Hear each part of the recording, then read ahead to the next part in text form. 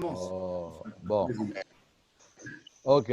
Alors aujourd'hui, le shiur va être basé sur une sikha qui est dans le volume 23 de l'écouté Sichot. Excuse-moi, Magou. GG, Oui. il faut couper les micros, s'il te plaît. Coupe les micros. Et il faut qu'il parle plus, on n'entend pas assez fort. Attendez.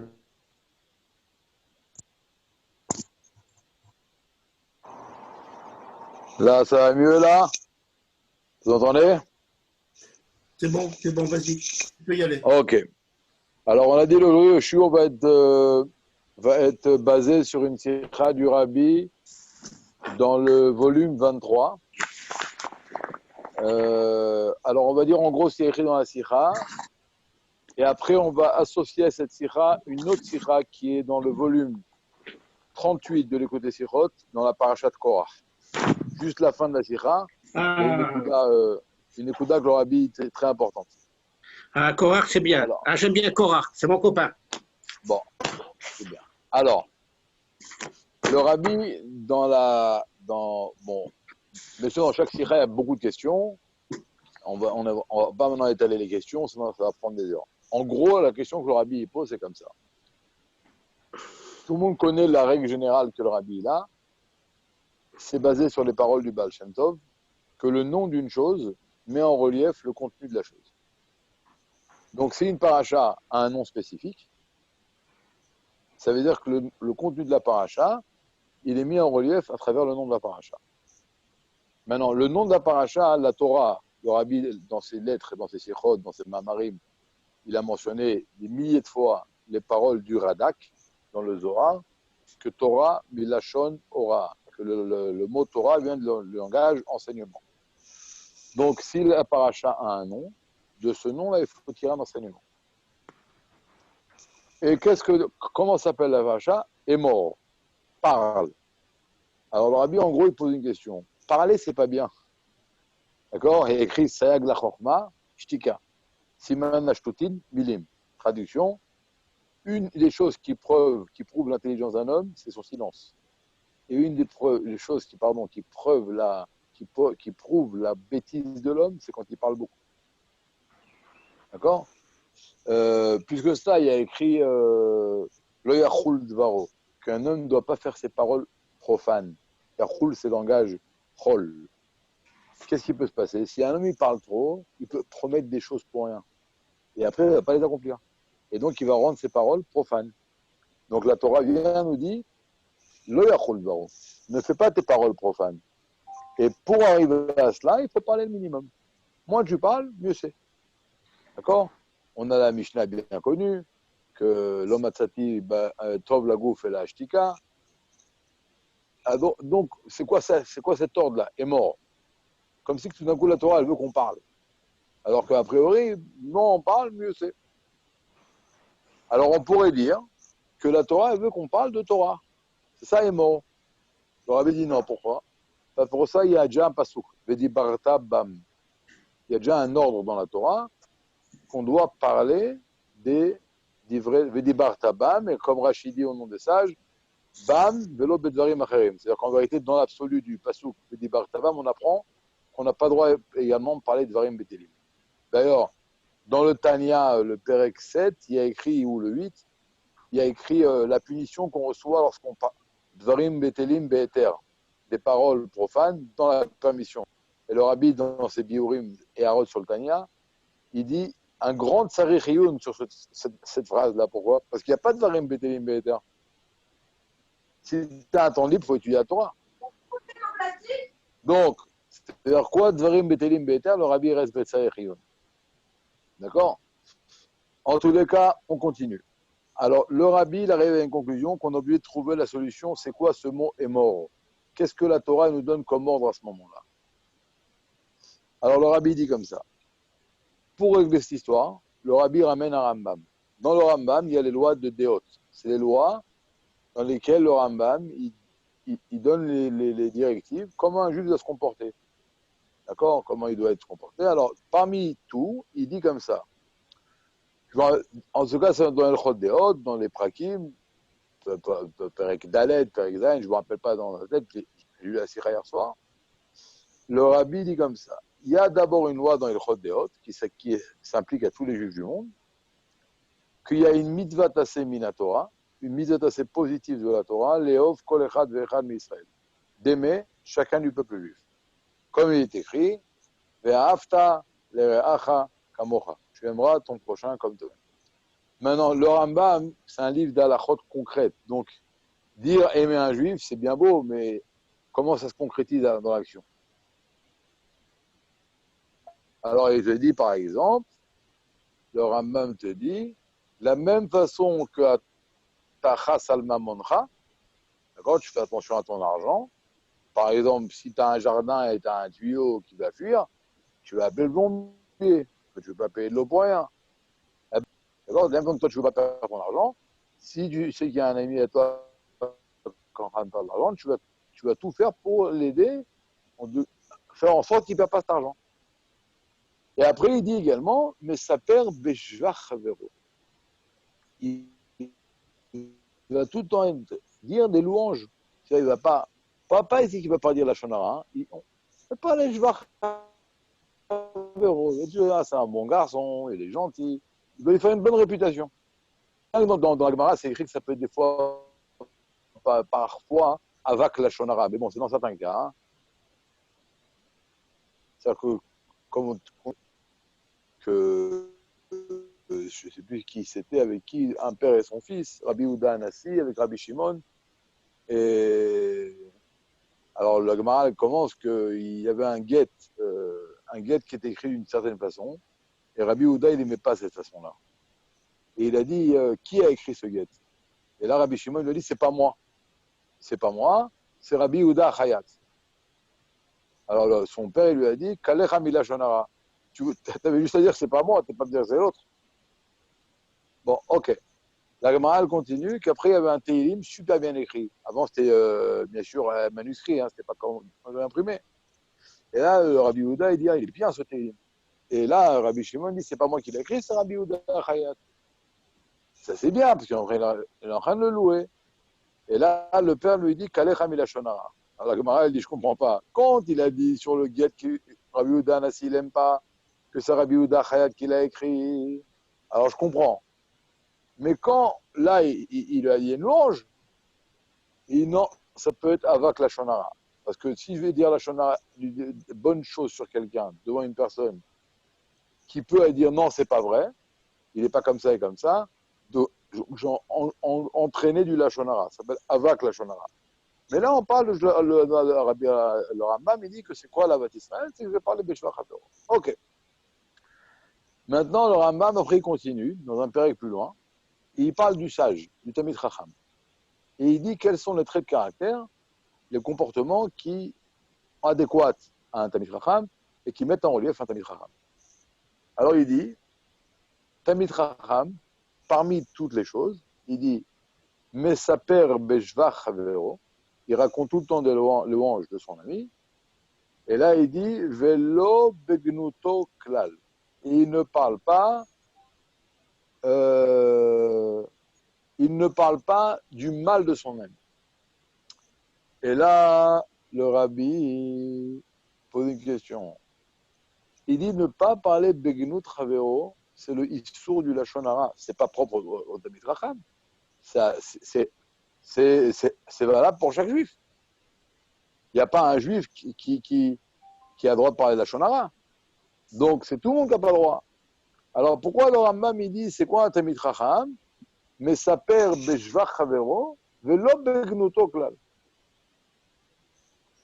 Alors pour comprendre ça, le rabbi ramène un pasouk, et il ramène qu'est-ce que le Midrash et la Gemara dit sur le pasouk. Alors l'idée, elle est comme ça. Dieu, qu'est-ce qu'on dit à quelqu'un? Arrête de parler, agis. Parce qu'on dit quelqu'un qui parle beaucoup, c'est blablabla. D'accord? Il parle pour rien et ça sert à rien. On dit lo Midrash Eikar, et la Maasé, parler ça sert à rien, l'essentiel c'est l'action. Mais Dieu, Baruch She'amar, Yaya Olam. Dieu, quand lui il a parlé, sa parole est créatrice. D'accord? Dieu, avec sa parole, il a créé des mondes. Plus que ça, le Zohar, il dit qu'avec une pensée, il a créé les mondes. Donc la parole de Dieu et créatrice. Maintenant, l'être humain, vous savez que c'est un peu ghisani, mais lorsqu'on dit la Agdara de Adam, Adam par excellence, c'est le juif. D'accord? On appelle tout le monde des hommes, les Chinois, les Noirs, mais Adam par excellence, c'est le juif. Pourquoi? Parce que la Gemara elle dit Atem kruim Adam. C'est vous qui êtes appelés des Adam, Al Shem Adam el Elion, parce que vous ressemblez au suprême. Et puisque nous on est fait à l'image de Dieu, et on est Adam el Elion, alors il y a une chose qui est stupéfiante, c'est que la parole d'un juif, elle est créatrice.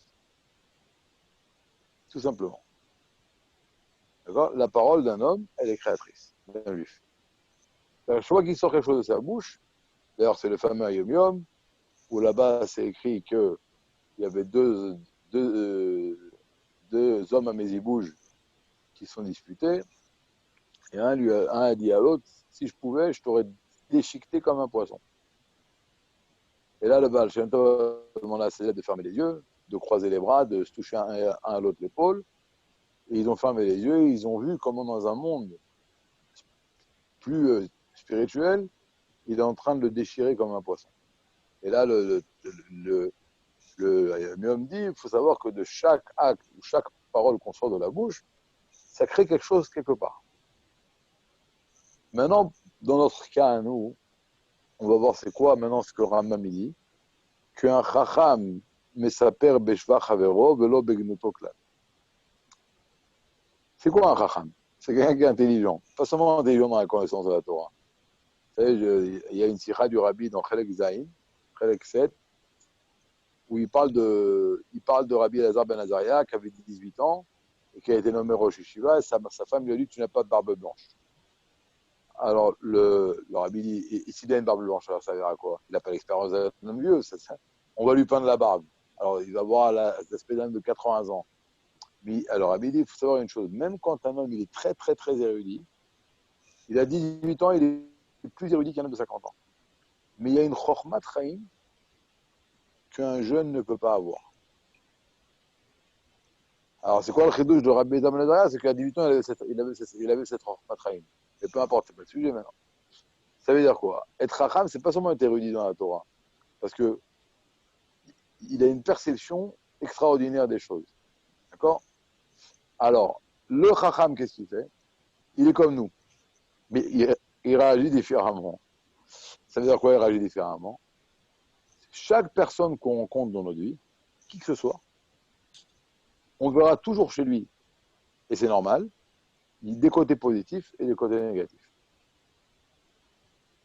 Peu importe maintenant à quelle intensité, à quel pourcentage le bien et le mal, c'est une ouvda. D'accord? C'est comme ça. C'est la règle. Maintenant, d'ailleurs, le Rabbi dans un mamar dit depuis la faute de Etzadat, il n'y a plus de mal sans bien, il n'y a plus de bien sans mal. D'accord? Ça ne peut pas exister. Du mal sans bien ou du bien sans mal. Alors maintenant, c'est quoi le chacham? Le chacham, il va voir un juif. Il va voir en lui du mal et également du bien. D'accord? Alors maintenant, il y a deux solutions. Sur quoi je mets le focus? Sur quoi je mets le focus? Est-ce que je vais mettre le focus sur le mal ou sur le bien? Maintenant, ça a des ashlachot des conséquences très graves ou très positives. Pourquoi? Parce qu'on a dit que la parole d'un juif, elle est créatrice. Alors, Rabbi dit comme ça. Dans la Gemara, c'est écrit que lorsqu'on fait la shonara, il y en a trois qui sont punis. Il y a celui qui parle, celui qui entend et celui de qui on parle. Alors la question logique, elle est comme ça. Celui qui parle, je comprends pourquoi il est puni. Celui qui entend, je comprends aussi. Il aurait dû dire non, je n'ai pas rien entendu. Mais celui de qui on parle, qu'est-ce qu'il a fait là? Hein? Il est chez lui à la maison, on parle de lui. Il n'a rien fait le monsieur. Après, il va être puni. Le rabbi dit une chose très grave. Il dit comme ça. Quand on parle de lui du mal, alors notre parole, elle est créatrice. Et donc, c'est pas que le mal n'existe pas en lui. Il a ce mal. Mais nous, en parlant du mal, on va faire que le mal va faire surface. Le mal qui est en lui va faire surface. il va se renforcer. Et donc, on va le rendre encore plus mal que ce qu'il était. On va concrétiser le mal qui était en lui. Et donc, il va devenir encore plus mauvais. Et sur ça, il va être puni. Il va être puni sur le mal qu'il va faire. Mais qui l'a entraîné à faire du mal, c'est nous. D'accord? Si on va prendre un truc classique, ouais, on va prendre le côté parent et le côté professeur. Les parents, des fois, on a des boules sur un professeur, sur un Maguid Chour à la Yeshiva ou peu importe. Et quand on est en train de ruminer, c'est pas un Ishrinour, c'est une banane, il s'est pas éduqué, il n'a pas de cœur, il est méchant, il est antisémite. C'est peut-être vrai. C'est peut-être vrai tout ça. Mais en disant ça, quand le lendemain matin, le gosse il va se réveiller à la yeshiva ou il va aller au Talmud Torah ou au Cheder, ou la fille va aller à l'école, eh ben, celle qui va être en face ou celui qui va être en face de lui va être encore plus mal qu'hier. Qu'est-ce qui lui est arrivé? Ben, c'est nous qui l'avons rendu mal. C'est nous, en parlant du mal, on les a rendus encore plus mal. D'accord?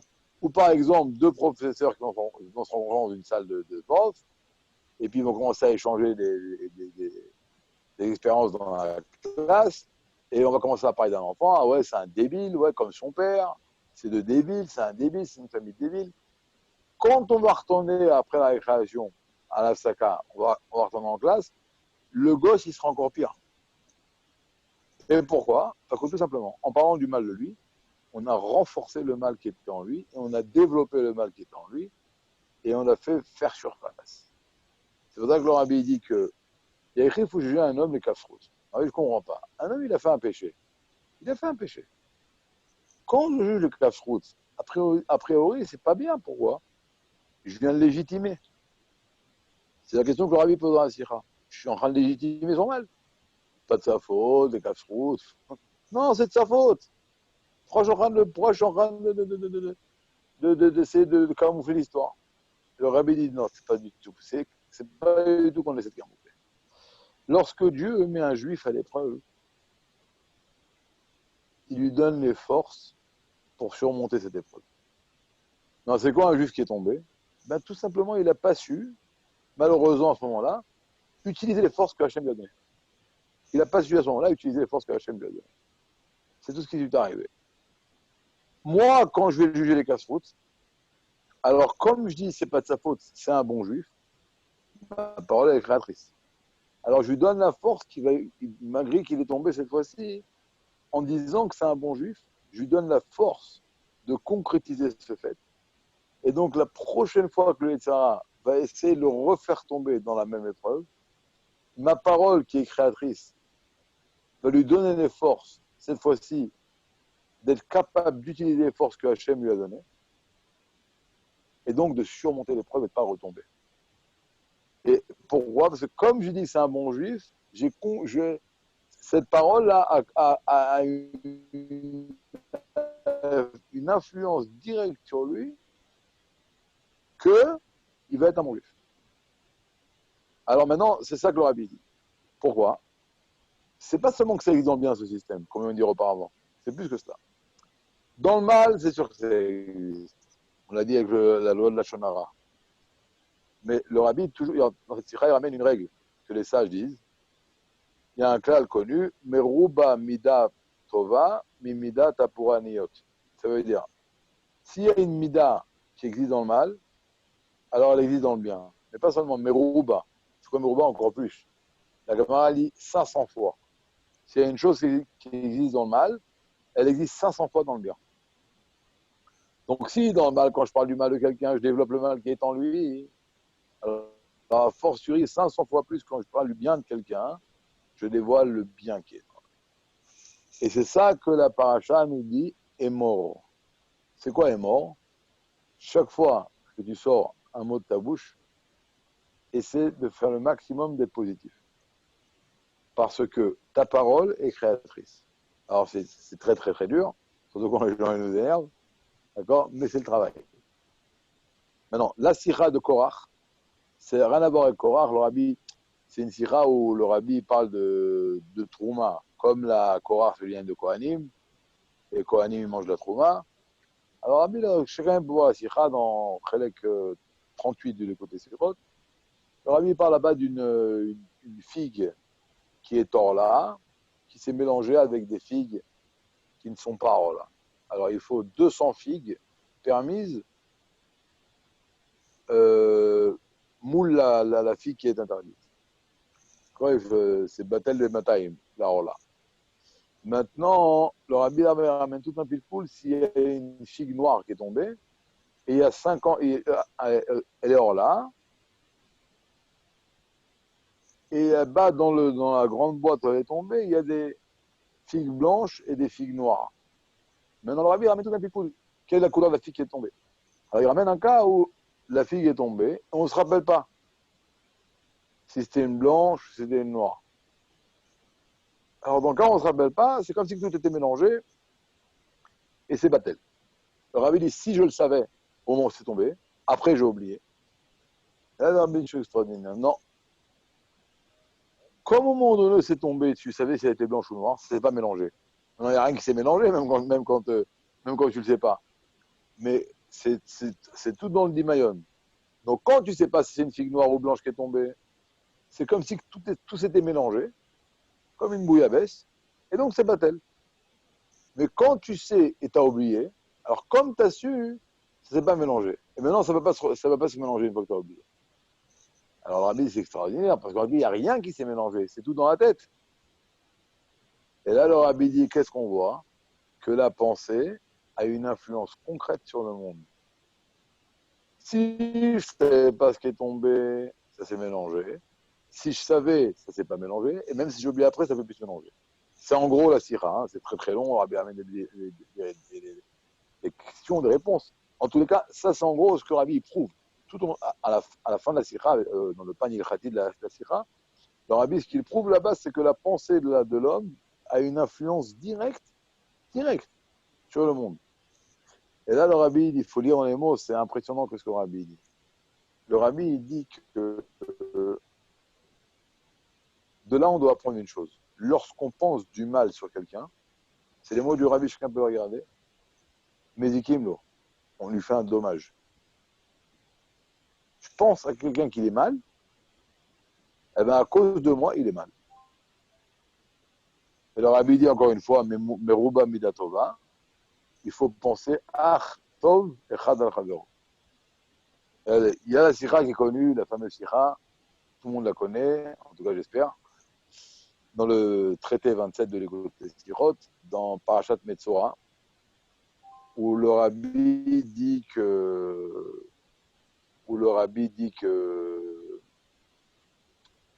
le seul homme qui est apte à dire sur quelqu'un est-ce qu'il est lépreux ou pas, c'est le Kohen. D'accord? Et pourquoi le Kohen? Parce que le Kohen, il a un amour, il est Rev Shalom. Mettre une punition sur un juif, dire qu'il est lépreux, c'est très grave. Pourquoi? Parce qu'on lui fout, on doit le jeter dehors, et dehors, il est bébidoud. Ça veut dire qu'il y avait les autres impurs en dehors du Machane. Parce que on parle dans le désert, hein, d'abord dans le désert, au milieu le Machane Kohalim, après le Machane Lévi'im, après Machane Israël. Mais ceux qui étaient impurs, ils devaient sortir dehors, 3 Machanot. Mais ils pouvaient rester ensemble. Alors que les preuves, il fallait qu'ils soient en quarantaine. Et c'est influencé une dure punition quand même. Ces mecs-là en quarantaine, c'est dur. Et donc la Torah dit ça, il n'y a qu'un homme qui a l'amour d'un juif qui peut dire à l'autre sors dehors. Il n'y a que celui qui a l'amour d'un juif qui peut dire sors dehors. Et donc, celui qui n'est pas Cohen, il va dire facilement sors dehors. Mais le Cohen, avant de dire sors dehors, il va bien réfléchir.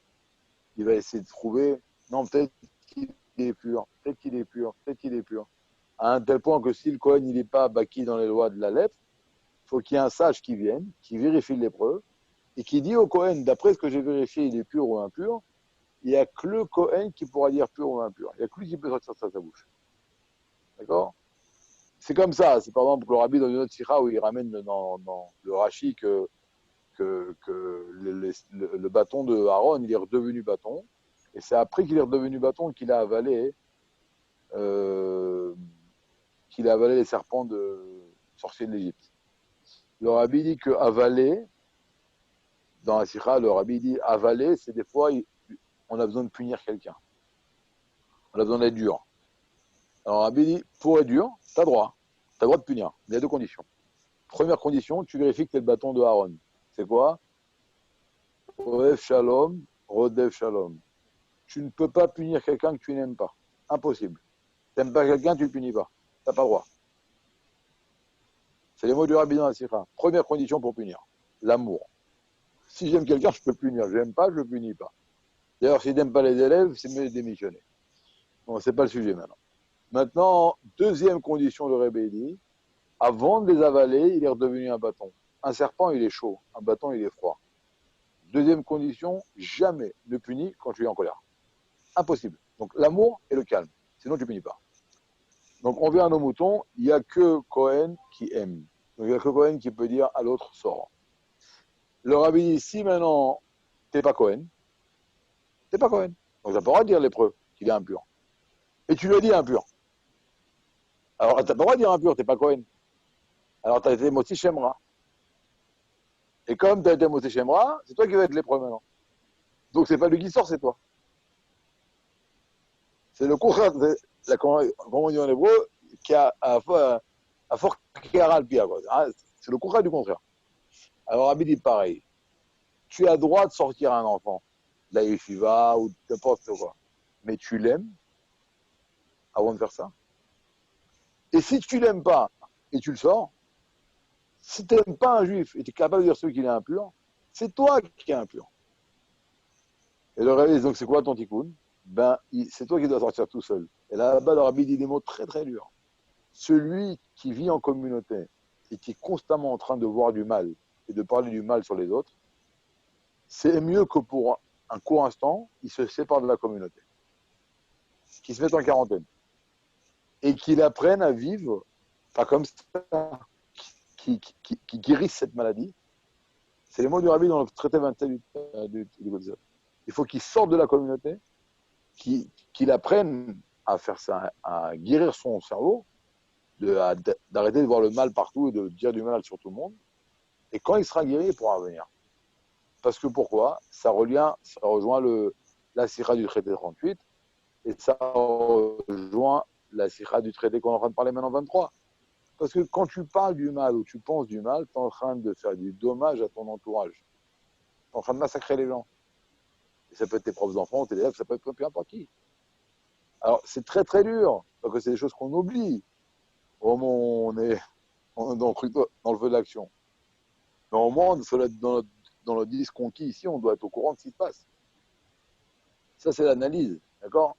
L'analyse, elle est... Et ça, la force de la pensée et la force de la parole, c'est mis en relief dans la chassidoute dans des centaines de domaines. Ça veut dire, c'est impressionnant, regardez. On va prendre un sujet qui est complètement différent. C'est quoi le médicament le plus rapide? C'est-à-dire, c'est d'abord se taire. Se taire, mais il faut savoir, tu peux dire, bon, peu importe. Tu sais, le Chafetz Chaim, Alav Shalom, et le Rabbi Rachab étaient très proches. Très, très proches. Et le Chafetz Chaim, une fois, il a demandé au Rabbi Rachab, pourquoi tu ne parles pas des Chassidim de l'interdit de dire la Shonara? Le Chafetz Chaim, c'est son truc, d'accord? Et le Rabbi Rachab, il lui a dit une phrase très dure. Il lui a dit, regarde, toi, dans ton livre, qu'est-ce que tu écris? Tu parles de dire la Shonara. Ça veut dire quoi? Je pense à l'autre sur ce que j'ai envie, que c'est une poubelle, c'est une pourriture. Mais je ne dis pas. Il dit, moi, je ne veux pas seulement que mes chassimi ne parlent pas la Shonara. Je ne veux pas qu'ils pensent du mal sur l'autre. T'as compris? C'est quoi là sur la Shonara? Je pense que c'est une poubelle, mais je ne dis pas. Et le rabbi dit, non, quand tu penses du mal, tu fais un dommage. Pas seulement quand tu parles du mal. D'ailleurs, c'est écrit dans le Tanya, dans Igrot Kodesh, que si un homme il a une mauvaise pensée sur un autre juif, il doit la repousser comme une idolâtrie.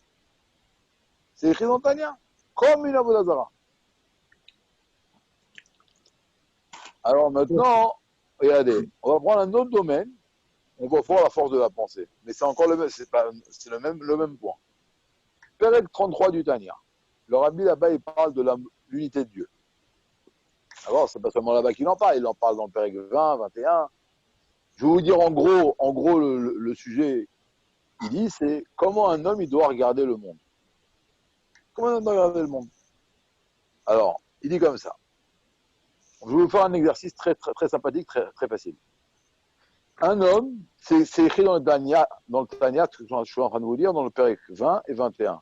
Mais c'est pas écrit dans les mots comme ça, c'est écrit un peu plus dans le langage du Tanya, d'accord? Alors, il dit comme ça. Le monde, un homme peut parler en 1 minute 400 mots. C'est à peu près ce qu'on peut parler. Si on fait 1 minute fois 60 minutes, dans 1 heure, on peut dire 24 000 mots. Si on peut dire 24 000 mots en 1 heure, alors faites-le fois 8 heures, on va dire. Un homme qui est réveillé, bon, on va dire 10 heures, on va laisser un peu, on va dire 10 heures, allez. 10 heures, quand même, il est réveillé de 8 heures. Hein. Alors, si on fait 24 000 fois 10, ça va faire pas mal. D'accord? Maintenant, ça, c'est en un jour. Fais ça fois 365 jours. Je ne sais pas si la calculatrice, ça va suivre. J'ai essayé une fois, je crois que ça ne suit pas. Donc, après, on va faire ça fois 80. 80 ans. Ça, c'est le nombre de paroles qu'on peut parler. Mais en vérité, on peut parler plus. Pourquoi? Quand un homme il arrête de parler, c'est parce que le corps, il part en cacahuète. Mais le corps, Hadibour, il peut parler des mots éternels. La preuve, si on prend cette même âme d'un homme qui est mort, par exemple, on la met dans un autre corps, elle reparle. Donc le corps Hadibour, il est bigvoul. Alors, on a parlé la dernière fois dans un cours, si on prend le limité en face de l'illimité, ça n'a aucune commune mesure. D'accord? En hébreu, on dit que c'est l'otofes makom. Alors maintenant, le monde a été créé, regardez dans ma Sévéréchit, avec 121 mots. Si on prend 121 mots devant l'infini qui est Hachem, ben le monde, il existe, mais il n'est pas du tout Tofes Makom. Pas du tout. C'est-à-dire, c'est comme si je te dis maintenant, il y a une fourmi à côté de toi. Elle existe, mais elle n'a aucune influence sur ta vie. Maintenant, attention, hein, nous on est gros et la fourmi elle est petite, mais ça reste une fourmi limitée et nous on est limité. Mais Dieu c'est illimité, c'est-à-dire que nous devant Dieu on n'est même pas comme l'exemple de la fourmi, il n'est pas du tout valable. Il n'est pas du tout valable. C'est l'infini devant le fini. Et ça, c'est la raison pour laquelle on peut dire que bien qu'il y a un monde entier, il y a des galaxies, il y a des planètes, il y a des milliards d'habitants, il y a des sénats devant Dieu, c'est c'est le même Dieu avant et après. Pourquoi? Ça n'a pas été Pogia Berduto Idbarach. C'est pas été endommagé l'unité de Dieu. Parce que pour Dieu, c'est pas que ça n'existe pas encore une fois, ça existe, mais c'est pas Tofes Makom. Ça n'a aucune valeur, aucune emprise. Et c'est comme ça qu'il faut regarder le monde. Quand on marche dans la rue, on voit à Times Square, on voit les grands écrans, mais tout ça, c'est rien. Devant Dieu, c'est rien. C'est inexistant. C'est pas du tout Tofes Makom. Ça, c'est vivre l'unité de Dieu. D'accord? Mais moi, il dit une chose extraordinaire. Il dit, toi, quand tu marches dans la rue, le monde, il est appelé Torah des Prouda, le Reshut Anifrad, le domaine séparé. Pourquoi? Parce que le monde, il ne dit pas la vérité. Le monde, il ne dit pas c'est Dieu qui m'a créé. Le monde, il proclame une comment on appelle ça, une atzmaout, une atzmaout que personne m'a créé, quoi. C'est moi, c'est... L'indépendance. Voilà, le monde, il programme une indépendance. Moi, je ne dépends de personne ne m'a créé. Il y avait Paro, par exemple, le rabbi Dieu Paro, c'était une grande clipa. Pourquoi? Il y a ceux qui disent à un Dieu, mais je l'emmerde, excusez-moi du mot. Il y en a qui disent, moi, je suis avec Dieu, et ceux contre Dieu. Paro, il a dit, il y a un Dieu, mais j'ai rien à voir avec lui. Pourquoi? C'est pas lui qui m'a créé. Alors, qui c'est qui t'a créé? Il dit, je me suis créé tout seul. L'Iaïor, Mani Asitoni. C'est à moi le fleuve, et c'est moi qui me suis créé tout seul. Ça, c'est le pire, celui-là. Et ça, c'est le monde. Donc, quand on mange un morceau de poulet, le poulet, qu'est-ce qu'il dit? Mange-moi parce que je suis bon. Il dit pas mange-moi parce qu'il y a un birour, mange-moi parce qu'il faut des forces pour servir Dieu. Donc le monde, il proclame une indépendance. Il s'appelle le Reshut Anifrad. Et le rabbi dit une chose extraordinaire, l'Admorazaken. Quand moi, je m'arrête dans la rue et je regarde un binyan, et dans ma tête, je suis en train de penser à ce qui est écrit dans le Tanya, que devant Dieu, il est né, tout ce qu'on a dit auparavant. C'est comme un devant. À ce moment-là, ma pensée transforme le domaine séparé en Reshut Hayachid, dans le domaine privé. C'est à col dans ma tête. Mais ma tête, la façon dont je pense, elle va fixer est-ce que Dieu, il est là ou il n'est pas là. Alors, Dieu, il est là, même si je ne pense pas comme ça. Mais est-ce qu'il va être dévoilé ou il ne va pas être dévoilé? Donc, on voit la force de la pensée de l'homme. Et c'est pour ça que là-bas, Daniel, il dit, et ça, c'est une grande joie devant Dieu. D'accord? Et c'est qu'il dit que, que, Kol Mishim Yizera Israël, Yesh Lo Yismoach, Vesimchat Hashem, Esher Sad Sameach, Bedirat Betachtenim. Et il dit, Ubi Pratz Be'eretz, et particulièrement Be'eretz Ovdei Gilulim, quand on se trouve dans un pays comme la France, où il y a plein d'idolâtries, Shaviram Tameh, que leur atmosphère est impure. Et donc, c'est le Reshut Anifrad encore pire. Et là-bas, il dit qu'ils deviennent Reshut Sayochid Bemarshavazo. Avec cette pensée, quand je marche dans une rue à une église, je transforme cet endroit en endroit où Dieu est là. C'est une anecdote, c'est pas une anecdote. Une fois, le Rav Moulé, il a dit dans la femme moyenne une phrase simple, mais à son habitude très puissante. Il a dit, c'est quoi la différence quand on va à la synagogue le matin, Shabbat, et quand on rentre de la synagogue? Il dit tout simplement, quand on va à la synagogue, on marche dans la rue. Quand on rentre de la synagogue après un femme moyenne, après une fila, après un migué, on marche dans une rue où il y a Dieu. C'est la même rue, mais je le vois plus pareil. Et comme la façon dont je vois la rue, eh ben, elle devient comme ça. Elle devient comme ça. Regardez, je vous raconter une petite histoire, enfin un mot, et après on va une petite histoire, on va terminer. Une fois, il y a le rabbi, il a écrit une lettre, on en a parlé plusieurs fois dernièrement, mais bon, c'est pas grave. Il a écrit, quelqu'un qui a écrit une lettre au Rebbe, c'est Rabbi Elkan qui raconte l'histoire dans son livre. Il a écrit une lettre au Rabbi, il avait un problème, et le Rabbi lui a pas répondu une lettre où il s'est arrêté sur son problème. Il lui a envoyé comme réponse une lettre klali, Mirtaf klali. Et lui, il a été un petit peu déçu. Il a réécrit au Rebbe. Et il a dit au Rebbe qu'il est déçu que le Rabbi il s'est pas attardé sur son problème spécifique. Il lui a écrit une Mirtaf klali. Et le Rebbe lui a répondu une phrase très, très, très belle, très puissante. Je ne sais même pas comment la définir. Le Rebbe lui a dit, je voulais une fois, au lieu de venir dans ton monde, te prendre dans mon monde. Ratziti pas, le Rebbe l'écrit en hébreu. Ratziti pas machat, comme la vola olam shelcha, la kachat etra la olam sheli. Bon, c'est une phrase, je l'ai répété 100 fois, j'ai la chair de poule. Je voulais te prendre dans mon monde, pas dans ton monde. Alors, il y a ce qu'on appelle, vous ne connaissez pas ça en France, vous, mais si c'est la mode dans Israël, dans les Betrabad, on a tendance à aller au niveau des gens. On va chanter des chansons de Shweki, c'est pas comme à Paris où on prend quelqu'un, on le ramène à Rabat. On dit, ouais, Pessah, c'est l'aluminium. On est constamment en train d'essayer d'aller vers les gens.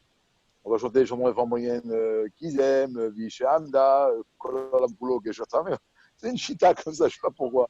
Alors, quand on vient de Paris, on n'a pas cette chita, mais bon, en tout cas, ce n'est pas la chita du rêve. Les gens, peut-être, il faut les parler par parler, mais ce n'est pas la chita du rêve. Nous, on va prendre les gens chez nous et pas aller chez eux. Bon, peu importe. Alors, il y a un shliach en Sibérie, qui s'appelle Gorelik. Et bien, Inara, il est jeune, il a une atzlacha qu'on ne peut même pas imaginer. Il est connu, tout le monde le connaît. Il a une très très grande atzlacha. Et Baruch Hashem, il a un kollel maintenant, en Sibérie, il est arrivé, il n'y avait rien. C'était le désert total. Aujourd'hui, il a un kollel, il a un migvé nashim, il a un minyan, bon, il a tout. Et il a fait des Baruch Hashem, des chsidim, des balais de chouva, dans une grosse quantité. Grosse quantité. Maintenant, quand il fait des balais de chouva, il les dégage tout de suite. Il envoie à l'Eshiva à Moscou. ou alors à la yeshiva, une yeshiva pour les balais de tchouva russes à Migdal HaEmek. Mais il ne laisse pas chez lui pour qu'il avance. D'abord, après, surtout qu'il se marie, et puis après, ils font ce qu'ils veulent. Et une fois, il a été interviewé comme ça, et ils lui ont demandé c'est quoi ton secret? Comment tu fais les balles de tchouva quand on dirait que tu fuis des petits pains, un derrière l'autre. Alors, il est très gentil, très humble, il n'est pas du tout très très sympa. Il a dit une belle réponse. Il a dit quand quelqu'un rentre dans la choule, avec des tatouages, des boucles d'oreilles, peu importe comment il est, je ferme les yeux, et je le regarde dans mon imagination, avec un chapeau, une barbe. C'est un parcours d'après toi-même. Et quand je réouvre les yeux, à partir de ce moment-là, je lui parle comme ça. Il va s'asseoir avec moi pendant une je vais faire un dénégonim comme ça. Je ne vais pas dire ça, je le regarde comme ça. Comme je l'ai vu dans mon imagination pendant 2 minutes. Ça ne prend pas 2-3 mois qu'il vient comme ça.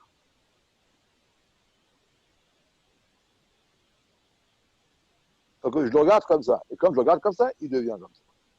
Et donc, et ça, c'est ce que le Rabbi nous dit, la force de la pensée, la force de l'action, la force de... Et quand le Rabbi, devant la fameuse sira que tout le monde connaît dans le 36, que pense bien, tout ira bien, là-bas, le Rabbi dit une phrase qu'il n'y a que le Rabbi qui pouvait la dire. C'est-à-dire, si le Rabbi ne l'aurait pas dit, on l'aurait entendu quelqu'un d'autre, on aurait essayé de la kfira. Mais une fois que le Rabbi a dit, c'est fini. Le Rabbi dit, pourquoi la Torah, elle nous dit, après que Datan et Aviran, ils se sont battus, Moshe lui a dit, Racha, lama takerecha. Racha, pourquoi tu veux frapper ton ami? Et là, un des deux lui dit, Aïm leorgeni ata omer que Moshe harak tata mitzri. Est-ce que tu as pour but de me tuer comme tu as tué l'Égyptien? Et là, c'est écrit, Vayera Moshe. Moshe a eu peur. Vayomar, il a dit, Achen noda davar. La chose, c'est, tout le monde est au courant que j'ai tué l'Égyptien. D'accord? Et là, le Rabbi pose une question. La Torah dans Noach, sur un animal, elle ne dit pas qu'il est impur. Elle dit qu'il est pas pur. Pour ne pas parler du mal d'un animal. Tu as besoin de raconter que Moshe il a eu peur? Il a eu peur, ok, un moment de faiblesse. Ça doit perpétuer ce moment? Que dans toutes les générations, on va savoir que Moshe il a un moment de faiblesse? C'est pas la peine de le dire. Ah, je dois raconter ça. Et donc, si la Torah elle raconte, c'est qu'elle veut quelque chose. Et là, le Rabbi il explique c'est quoi le bitachon b'Hashem. Que le bitachon b'Hashem, c'est Trarkou Vezangut, les fameuses histoires qu'on connaît. Que la façon dont je pense, si j'ai peur, j'amène du mal. Bon, la fameuse sikha que le Rabbi explique que Trarkou Vezangut, c'est pas pense bien, je dirais bien, c'est pas un jeu de moi de mal.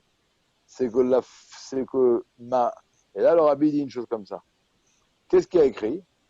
Moshe a eu peur. Il a dit la chose c'est su. Et juste après, c'est écrit que Paro a entendu. Il a demandé de tuer Moshe. Et là, Moshe s'est sauvé. Et le Rabbi dit comme ça. Toute la raison pour laquelle Paro il a entendu, et toute la raison pour laquelle il voulait faire du mal à Moshe, c'est parce que Moshe a eu peur. Si Moshe n'avait pas eu peur, il aurait eu la confiance en Dieu totale, que parce qu'il a sauvé un juif, il ne va rien lui arriver de mal, la chose aurait été oubliée, elle ne serait jamais venue aux oreilles de Paro, et Moshe n'aurait pas la nécessité de se sauver. C'est les mots du Rabbi. Encore une fois, c'est quoi? Un sentiment de peur. J'ai rien fait. Il n'a rien dit, Moshe. Il a juste eu peur dans son cœur. Et encore une fois, la pensée, notre rouchotte, notre dibourim ont une grande, grande influence sur l'atmosphère qui est derrière nous. On va terminer avec un mot que il y a un livre des explications du Tanya d'un Mashpia qui était ici à Kfar Haba il y a très longtemps, il s'appelait Rab Shlomo Chaim Kesselman. Et c'est un grand, grand juif. Alors, ses élèves, ils ont fait il y a 2-3 ans un livre où ils ont essayé de récolter un peu des commentaires du Tanya qu'ils ont entendus de lui dans ses cours dans le Tanya à l'époque. Hein, c'était en Lamed, Raf, Lamed. Alors,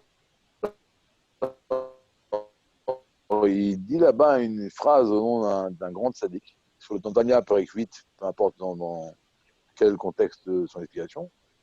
Et il dit là-bas une chose extraordinaire. Il dit que lorsqu'un homme fait un péché, ce qu'à lui ne plaise, il crée un ange négatif.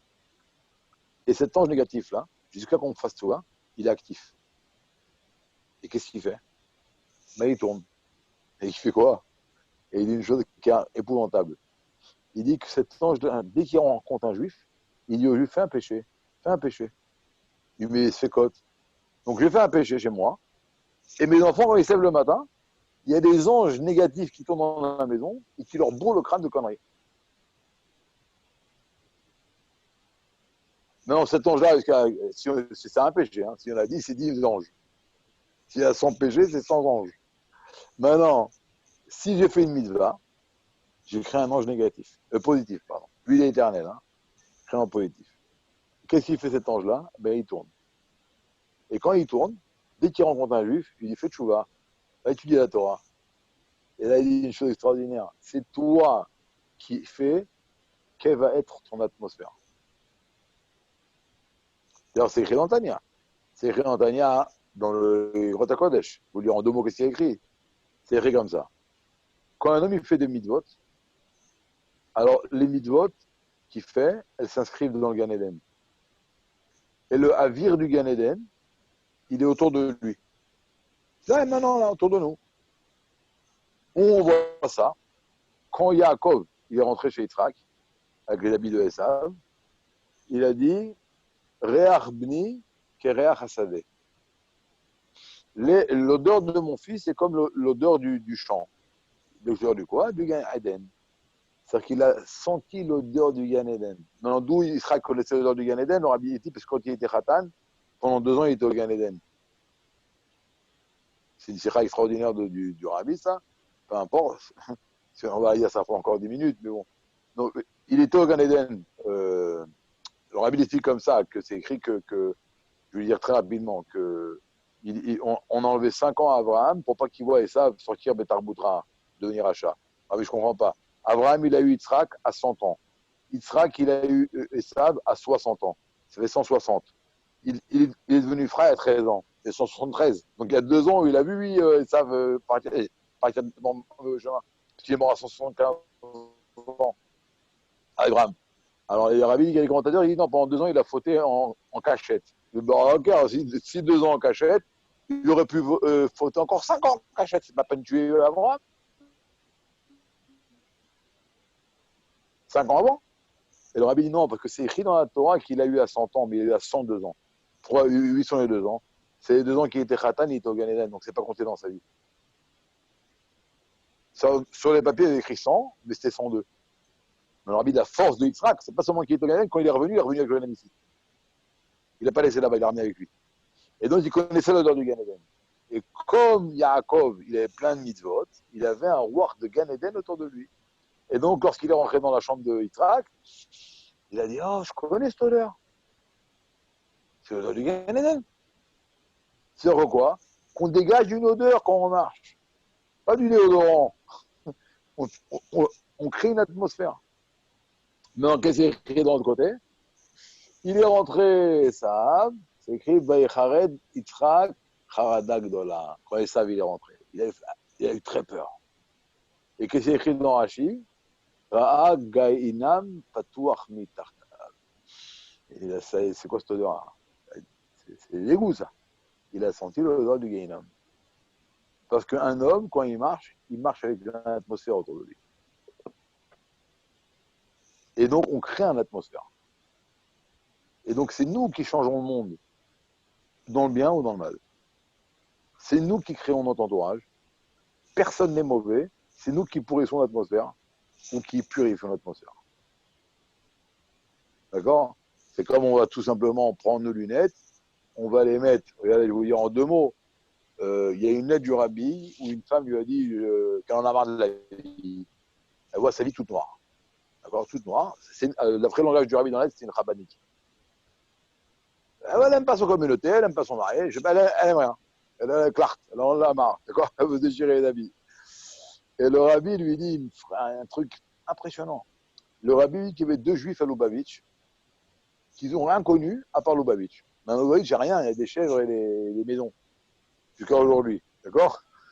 Et une fois, après des années, ils ont été à Pétersbourg. Maintenant, Pétersbourg, jusqu'à aujourd'hui, c'est style Paris, c'est l'État à vote.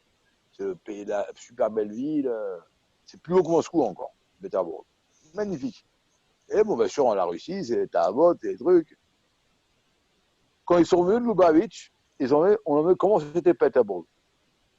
Il y a un qui dit, écoute, Pétersbourg, c'était impressionnant parce que bien que c'est une grande ville, il y avait des minyanes de chassidim, il y avait un Famrienne, il y avait des filotes, il y avait un migvé, il y avait des shiurei Torah. C'était beau de voir ça. Et l'autre a dit, c'est quoi cette ville-là? Ta'avot, Goal Nefesh, pourriture. Et là, le Rabbi écrit à la femme une chose extraordinaire. Un homme trouve ce qu'il cherche. Tout simplement. Tu cherchais, comme on dit chez les chassidim, tu peux être une mouche ou une abeille. La mouche, elle recherche le caca, et l'abeille, elle recherche le miel. Tout simplement. Donc, c'est nous, avec nos yeux, qui fixons la météo. Et ça, c'est la force de la pensée et la force de la parole. Et quand on prend conscience de ça, et on essaie au moins à quelques achousim de pourcentage d'intérioriser cette idée, de la travailler dans notre cerveau, de la rabâcher, on va peut-être un petit peu changer. Et quand on va changer, on va voir que le monde autour de nous, il va changer aussi. Parce que c'est nous, encore une fois, qui créons l'atmosphère. Voilà, donc on entend de bonnes nouvelles, qu'on fasse un travail sur nous. Un vrai travail sur nous, de transformer notre façon de penser, de faire très attention à nos paroles, de mettre les bonnes paires de lunettes, d'avoir les lunettes du Rebbe. D'accord, les lunettes du Rebbe, c'est les lunettes positives. Il n'y a pas longtemps, j'ai envoyé à un juif français qui est par Rabat, une belle photo du Rabbi, où le Rabbi rentre dans sa sainteté comme ça, il a la tête basse et on voit que le Rabbi est pensif. Alors il m'a écrit, le juif, il pense beaucoup le Rabbi. Je lui dis oui, mais premièrement, à Dieu, deuxièmement, positif. Il pense à Dieu et positif. Et ça, c'est les paroles du Rebbe. Une fois, un shliach qui a dit au Rebbe en Yechidut que tous nos péchés aillent sur l'égoïme. Le Rabbi le dit dans le Sidour que moi je prie, c'est écrit que tous nos péchés soient envoyés à la mer. Parce que le Rabbi n'aime pas les choses négatives, tout simplement. Il y a un grand rave qui était en Dollarim, c'est une vidéo bien connue. Il dit au Rabbi, il n'y a pas longtemps, il y a un tremblement de terre en Turquie, et il y a eu là-bas, Dieu est en train de purner l'égoïme, et bientôt il y en aura en Amérique. Le Rabbi dit, d'où tu as pris ça, que le travail d'un rave, c'est de maudire les créatures de Dieu. Je dis, ça va pas, t'es fou. T'es en train de maudire les créatures de Dieu, ça va pas ou quoi? On ne maudit pas les créatures de Dieu. Une créature, c'est une créature.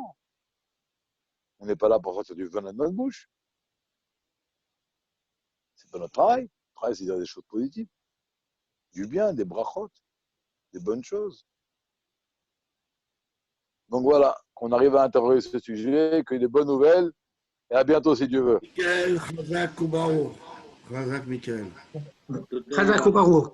Très, très bien. Pessar Sheni, on va kiffer. T'es là au Fabrigan?